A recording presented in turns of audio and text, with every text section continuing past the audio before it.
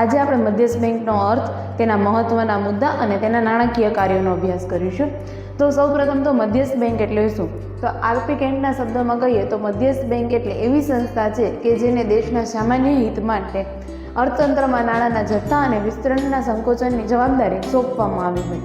હવે તેના મહત્વના મુદ્દા તો રિઝર્વ બેંક ઓફ ઇન્ડિયા, આપણી મધ્યસ્થ બેંક, ભારતની મધ્યસ્થ બેંક છે રિઝર્વ બેંક ઓફ ઇન્ડિયા. તો તેનો ધારો પસાર કરવામાં આવ્યો હતો 1934માં.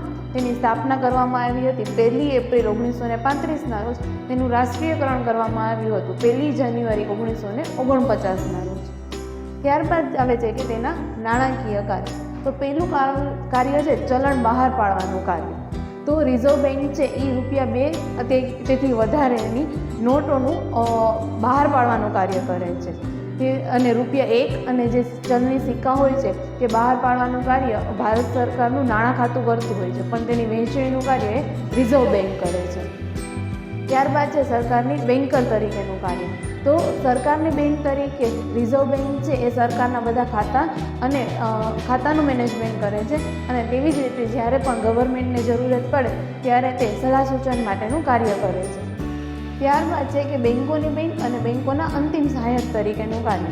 જ્યારે પણ દેશની કોઈ પણ બેંકને નાણાંની જરૂરિયાત કે નાણાંની કટોકટી ઊભી થતી હોય છે ત્યારે રિઝર્વ બેંક છે તેને મદદરૂપ થતી હોય છે. એટલે બેન્કોના અંતિમ સહાયક તરીકે આરબીઆઈ છે એ ભારતમાં કાર્ય કરે છે. ત્યારબાદ છે શાખ નિયમનનું કાર્ય.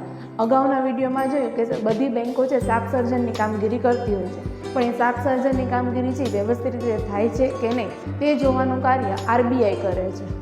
ત્યારબાદ આવે છે વિદેશી હુંડિયામણનું કાર્ય. તો વિદેશી હુંડિયામણનું કાર્ય એટલે કે દેશમાં વિદેશી હુંડિયામણની જરૂર છે તો તેની માંગ અને પુરવઠાને આધારે ખરીદ વેચાણ કરવાનું કાર્ય પણ આરબીઆઈ એટલે કે મધ્યસ્થ બેંક કરતી હોય છે. Thank you.